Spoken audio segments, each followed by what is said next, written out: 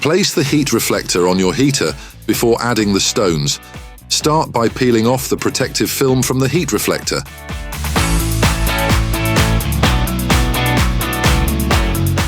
Place the upper hooks on the second rib from the top of the heater. Attach the lower hooks to the closest rib below. That's it. If you're adding a second heat reflector, don't worry, it's just as simple. Remove the protective film from the second heat reflector. Position it on the heater just like the first one.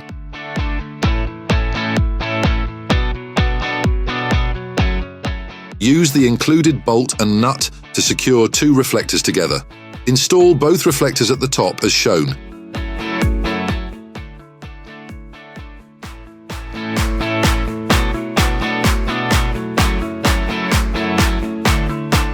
Gently place the heater on the floor and put something under it to avoid scratching.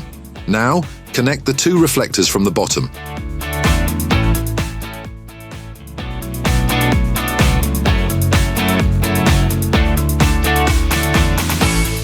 Lift the heater back onto its legs and you're all set. Enjoy your sauna time. For further questions, please visit our website www.huum.au or contact your local reseller.